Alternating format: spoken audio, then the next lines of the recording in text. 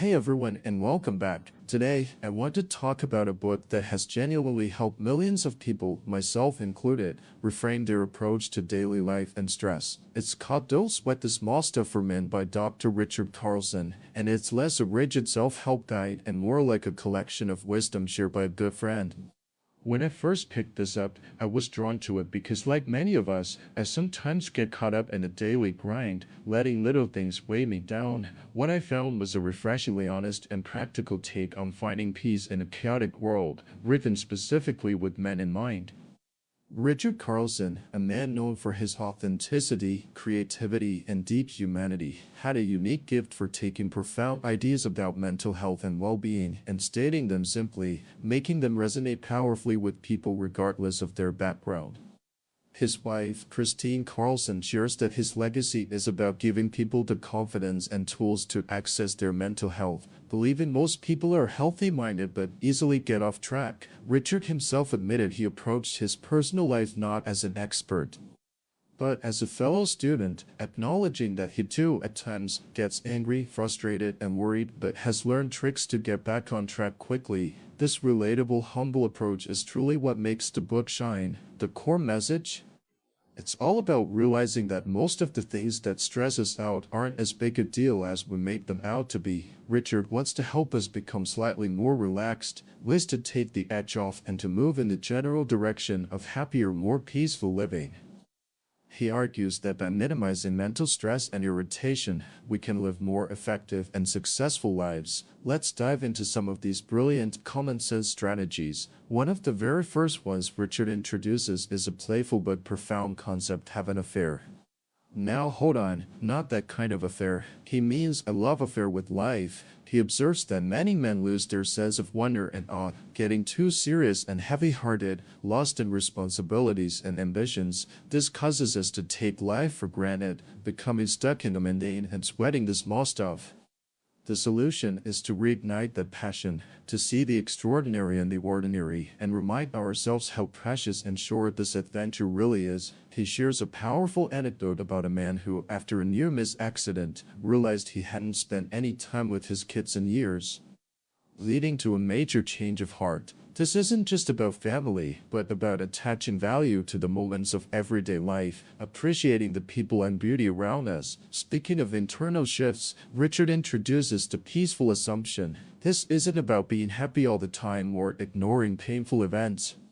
It's about day-to-day annoyances. The assumption is if you're not feeling peaceful, you're thinking in a way that's contributing to your discontent. It's a powerful reminder that we often contribute to our own distress through our thinking. For instance, you might be having a perfectly fine day. Then a pesky thought like, I can't believe how much work I have to do, enters your mind, and you jump at it, getting stressed. This leads to another great strategy: don't jump ship. He likens our calm state of mind to a luxurious yacht and negative thoughts to ice-cold water. Instead of jumping into that negativity, we can simply let the thought pass, recognizing it for what it is, just a thought. Over time, you learn to catch yourself earlier and avoid those negative thought spirals. Richard also delves into typical male tendencies. He notes that we men are often highly competitive and driven to succeed, which, while helpful, can also lead to stress and burnout. His strategy, don't let your competitive nature get the best of you, emphasizes keeping competitiveness in perspective, remembering that life is about more than just winning. He suggests that on our deathbeds, we'll value relationships, compassion, patience, and kindness over achievements. It's not about getting rid of our competitive drive, but ensuring it doesn't dominate our judgment or priorities. Another common male trait he addresses is being in a constant hurry, often so preoccupied with what's next that we forget to enjoy what's now. He proposes strategies to counter this, like quiet down. He argues that a quiet mind is calm, efficient, and where creative ideas percolate. He believes most men could benefit from becoming a little quieter. Connected to this is practice mindfulness, which he describes as waking meditation, being fully immersed and awake to the present moment.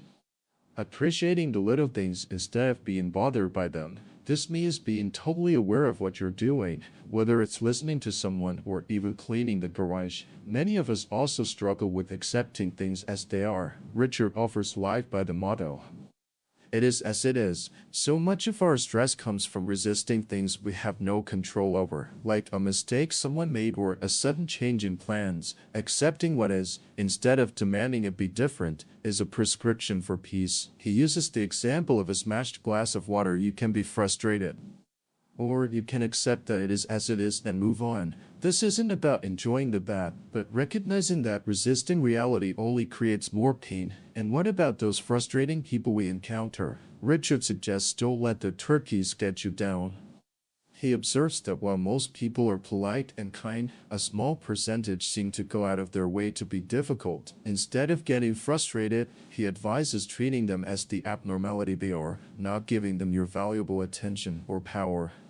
It's a way to turn a negative interaction into a positive reminder of how normal and kind most people actually are. You might be wondering, are these changes really sustainable? Richard addresses this through concepts like develop some non-negotiables. He realized that the things he truly wanted to prioritize, like time with family, exercise, and yoga, often got sidelined by obligations. By deciding these things are non-negotiable, they become top priorities, and everything else somehow gets done as well. It's a powerful way to reclaim your time and sanity. Similarly, he encourages us to be a quitter. Men often pile on too many responsibilities, and while helping others is good, there's a point of diminishing returns. Learning to say no and quitting optional endeavors can free up valuable time and improve overall effectiveness and patience.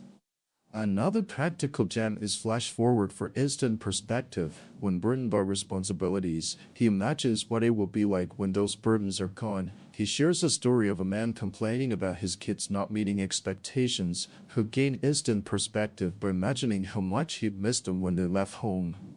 This technique forces your attention back to the here and now, revealing that many things that burden us are what we'll miss most when they're gone. Similarly, see things from a distance encourages us to imagine problems from afar, making them seem less urgent and significant.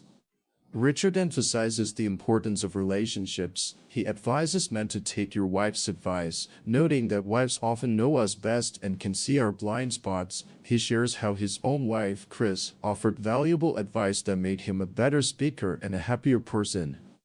He also strongly encourages us to spend more time with your kids and spend time with your buddies. He sees time with children as a profound source of joy and balance, reminding us that the best days in life are things. For male friendships, he highlights them as sources of inspiration, growth, comfort, and fun, and something that can even enhance appreciation for our families upon return. Ultimately, this book is a gentle but firm nudge to deepen your perspective. Richard recounts his own near-fatal car accident and how such moments instantly clarify priorities. Money, achievements, and grudges become irrelevant, while friends, family, nature, and the sheer gift of life itself seem magical. He reminds us that none of us knows how long we have on this planet, and this uncertainty can be incredibly liberating, prompting us to prioritize what truly matters.